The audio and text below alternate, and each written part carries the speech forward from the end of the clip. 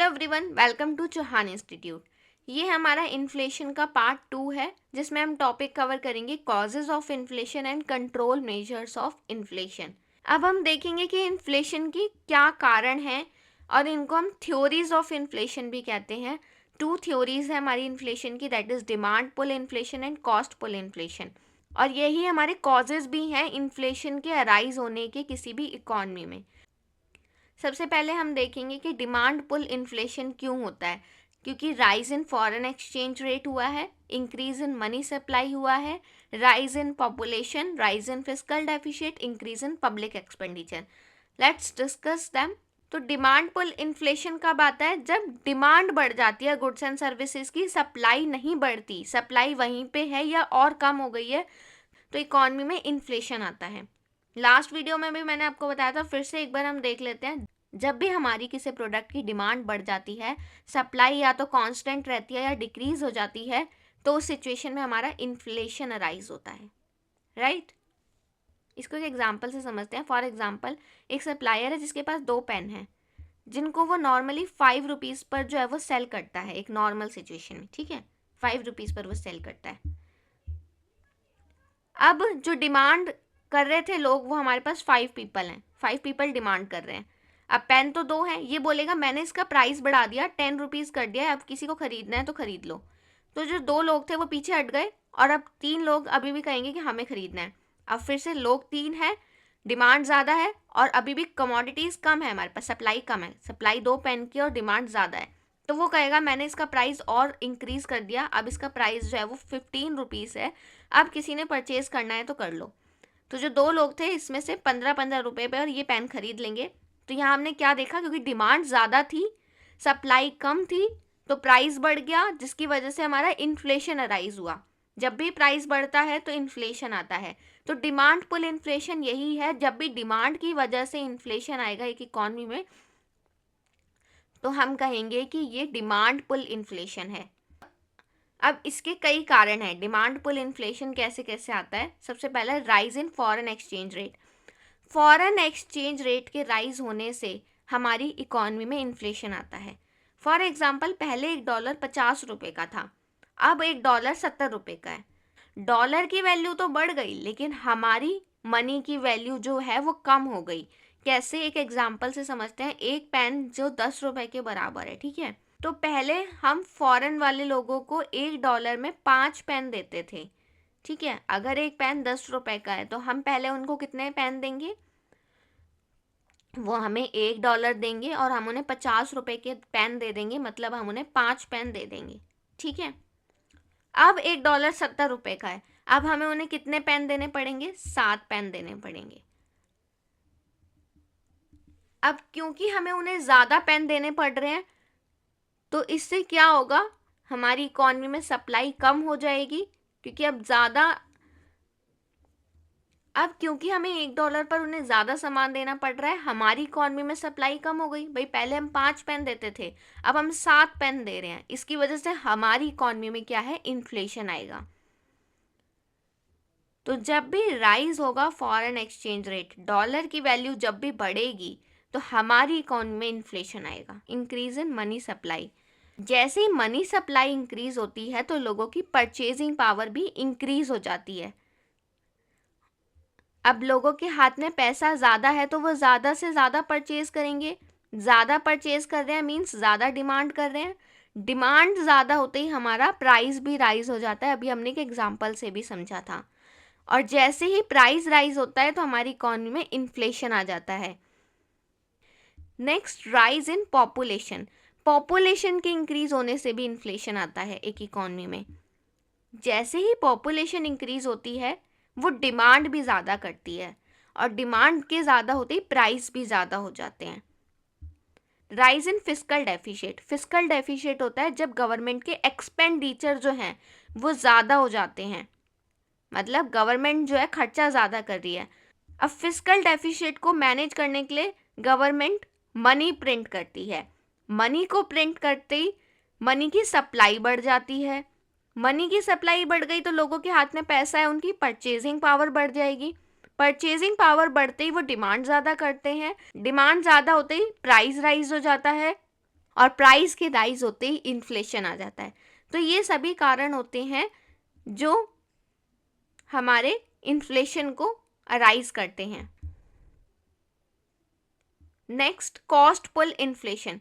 Cost pull inflation हमारे supply side factor होते हैं, मतलब सप्लाई की वजह से भी इन्फ्लेशन आता है। अब सप्लाई की वजह से कैसे इन्फ्लेशन आता है? जब भी सप्लाई हमारी कम हो जाती है, fall in the level of supply, तो हमारा इन्फ्लेशन आता है। अभी हमने एक एग्जांपल में देखा था, जब सप्लाई कम होती है और डिमांड उतनी ही रहती है या ज़्यादा हो जाती है, तो भी एक इकॉनमी में इन्फ्लेशन अराइज होता है। फर्स्ट पॉइंट है हमारा fall in foreign exchange rate. अब फॉरेन एक्सचेंज रेट अगर हमारा फॉल हो गया, $1 पहले 70 रुपए का था, अगर $1 अब 50 रुपए का हो गया, तो भी हमारा इन्फ्लेशन आएगा। कैसे आएगा? एक पेन जो था वो 10 रुपए का है, मान लो पहले हमें $1 के बदले 7 पेन देने पड़ रहे थे, अब $1 के बदले हमें 50 पेन देने पड़ रहे हैं। फॉरेन सप्लाई जो है अब हमारी कम हो गई। भाई पहले हम उन्हें 7 पेन दे रहे थे, अब हम उन्हें 5 ही पेन दे रहे हैं, सप्लाई हमारी कम हो गई, जिससे हमारा प्रॉफिट कम होएगा। भाई पहले हम ज़्यादा जो है एक्सपोर्ट कर रहे थे, ज़्यादा सामान बाहर भेज रहे थे, अब हम कम सामान बाहर भेज रहे हैं, प्रॉफिट हमें कम होगा। प्रॉफिट कम होगा तो हम कॉस्ट बढ़ा देंगे, जो हम आगे अब सामान मैन्युफैक्चर करेंगे, प्रोडक्ट मैन्युफैक्चर करेंगे, उसकी हम कॉस्ट बढ़ा देंगे। कॉस्ट बढ़ा देंगे तो प्राइस भी बढ़ाना पड़ेगा। भाई कोई सामान आप 10 रुपए में बना रहे हो तो उसको 20 रुपए में भी तो बेचोगे ना, प्रॉफिट तो कमाओगे आप भी। तो कॉस्ट के बढ़ते ही हमारा प्राइस बढ़ जाता है, और जैसे ही प्राइस बढ़ता है वैसे ही हमारी इकॉनमी में इन्फ्लेशन आता है। नेक्स्ट, लो इंडस्ट्रियल आउटपुट। अब इंडस्ट्रियल आउटपुट अगर लो है एक इकॉनमी में, तो भी हमारा इन्फ्लेशन आता है। मान लो रॉ मटेरियल कम है, लेबर कम है, इंडस्ट्रियल आउटपुट यही तो होते हैं फैक्टर ऑफ प्रोडक्शन। अगर ये कम है तो प्रोडक्शन भी कम होगा, प्रोडक्शन कम होगा तो सप्लाई कम होगी, सप्लाई कम होगी तो प्राइस बढ़ाने पड़ेंगे, क्योंकि सप्लाई कम है, डिमांड ज़्यादा हो रही होगी, प्राइस बढ़ा देंगे, प्राइस के बढ़ाते ही हमारा इन्फ्लेशन आएगा। Next, war. वॉर अगर आ जाता है तो प्रोडक्शन कम हो पाता है, तो सप्लाई कम होती है, सप्लाई कम होती है तो प्राइस राइज हो जाते हैं, राइज हो जाते हैं तो इन्फ्लेशन आता है। Next, increase in production tax. अगर गवर्नमेंट टैक्स इंक्रीज कर देती है, टैक्स इंक्रीज कर दिया मीन्स कॉस्ट ऑफ प्रोडक्शन ज़्यादा आ रही है। जो सामान हम 10 रुपए पे बना रहे थे उस पर हम 2 रुपए टैक्स भी लगाएंगे तो 12 रुपए में बना, तो कॉस्ट ऑफ प्रोडक्शन बढ़ गई। कॉस्ट ऑफ प्रोडक्शन बढ़ गई, प्रॉफिट कम हो रहा है, जाहिर सी बात है सप्लाई भी कम होगी। कॉस्ट ऑफ प्रोडक्शन के बढ़ते ही ना एक सप्लायर सप्लाई कम कर देता है, क्योंकि उसकी कॉस्ट ज़्यादा आ रही है उसको बनाने में। तो अब सप्लाई कम होते ही प्राइस बढ़ जाएगा, और प्राइस बढ़ते ही इन्फ्लेशन आ जाता है इकॉनमी में। ठीक है, आई होप आप रिलेट कर पा रहे होंगे। Next, black marketing and hoarding. Black marketing और होर्डिंग जब भी होती है तो सप्लाई कम हो जाती है, और सप्लाई के कम होते ही प्राइस राइज हो जाते हैं। Natural calamities. नेचुरल कैलामिटीज़ जैसे कि पैंडमिक आया था तो सप्लाई कम हो गई थी और प्राइसेस राइज हो गए थे प्रोडक्ट के। तो ये थे हमारे कॉजेज ऑफ इन्फ्लेशन, जिसमें हमने देखे डिमांड पुल इन्फ्लेशन और cost pull inflation. I hope आपको सभी पॉइंट क्लियर हो गए होंगे। अगर आपको फिर भी किसी पॉइंट में डाउट है तो आप मुझसे कमेंट सेक्शन में पूछ सकते हैं। Now, measures to control inflation. Inflation को कंट्रोल कैसे कर सकते हैं? इन्फ्लेशन को 3 तरीके से कंट्रोल कर सकते हैं, मॉनेटरी मेजर्स, फिस्कल मेजर्स और अदर मेजर्स। सबसे पहले देखते हैं मॉनेटरी मेजर्स। मॉनेटरी मेजर्स में गवर्नमेंट कुछ मेजर्स लेती है इन्फ्लेशन को कंट्रोल करने के लिए, जैसे कि control over money, credit control, demonetisation. Fiscal measures में भी कुछ मेजर्स लिए जाते हैं इन्फ्लेशन को कंट्रोल करने के लिए, और अदर मेजर्स। इनको हम डिटेल में स्टडी करते हैं। फर्स्ट है हमारा मॉनेटरी मेजर्स। मॉनेटरी मेजर्स में होता है सबसे पहले हमारा कंट्रोल ओवर मनी। मनी को अगर कंट्रोल कर दें तो इन्फ्लेशन को कंट्रोल किया जा सकता है। क्योंकि इन्फ्लेशन क्यों आता है कि मनी की सप्लाई ज़्यादा है एक इकॉनमी में, मनी की सप्लाई पर रेस्ट्रिक्शंस लगा दी जाएं सेंट्रल बैंक के थ्रू, तो इन्फ्लेशन को भी कंट्रोल किया जा सकता है।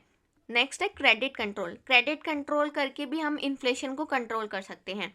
अगर सेंट्रल बैंक जो है कॉन्ट्रैक्शन पॉलिसी को फॉलो करे, कॉन्ट्रैक्शन का मतलब होता है मनी सप्लाई को कॉन्ट्रैक्ट करना, अपने पास ले लेना सारी मनी को।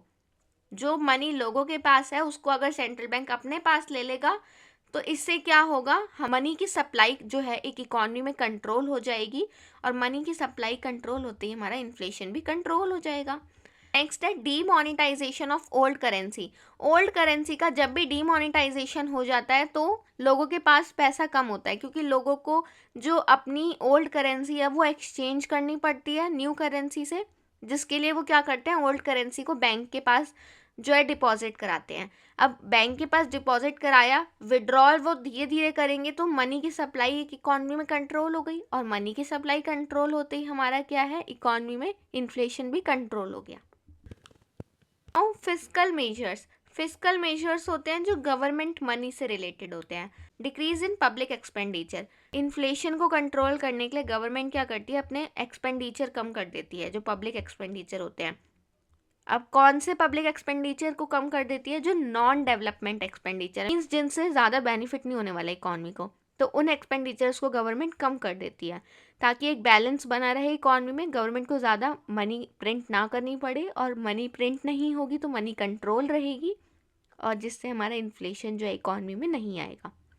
और क्या कर सकती है government, delay in the payment of old debt, जो पैसा उधार ले रखा है सरकार ने पब्लिक से लोन की फॉर्म में, उसको और डिले करेगी रीपेमेंट करने में, ताकि लोगों के पास पैसा ना जाए। मनी सप्लाई नहीं होगी लोगों के पास तो वो परचेजिंग पावर भी उनकी उतनी नहीं बढ़ पाएगी, वो डिमांड ज़्यादा नहीं करेंगे, डिमांड ज़्यादा नहीं करेंगे तो प्राइस भी राइज नहीं होंगे, जिससे इन्फ्लेशन जो है वो कंट्रोल रहेगा। और क्या कर सकती है गवर्नमेंट, टैक्सेस इंक्रीज कर देगी। टैक्सेस इंक्रीज होंगे तो लोगों के पास पैसा कम रहेगा अब, क्योंकि ज़्यादा पैसा उन्हें सरकार को देना पड़ रहा है एज अ टैक्स। जब मनी सप्लाई लोगों के पास कम होगी तो इन्फ्लेशन भी कंट्रोल हो जाएगा। लेस डेफिशिएट फाइनेंसिंग करके भी गवर्नमेंट कंट्रोल कर सकती है इन्फ्लेशन को। कैसे, अब मनी ज़्यादा प्रिंट नहीं करनी गवर्नमेंट को। मनी कब नहीं प्रिंट करनी पड़ेगी, जब वो अपने एक्सपेंडिचर्स जो हैं वो कम कर देगी। ज़्यादा मनी नहीं प्रिंट होगी तो लोगों के पास भी पैसा नहीं होगा, जिससे इन्फ्लेशन कंट्रोल रहेगा इकॉनमी में। तो हमने बहुत सारे पॉइंट डिस्कस करे हैं, जिसमें हमने देखा है कि गवर्नमेंट कैसे इन्फ्लेशन को कंट्रोल कर सकती है कि इकॉनमी में। आई होप आपको सभी पॉइंट जो मैंने डिस्कस करे हैं वो क्लियर हो गए होंगे। अगर आपको वीडियो पसंद आई तो वीडियो को लाइक कीजिए, चैनल को सब्सक्राइब कीजिए और बेल आइकन को प्रेस कीजिए, ताकि मेरी लेटेस्ट वीडियो की अपडेट आपको मिलती रहे। Thank you.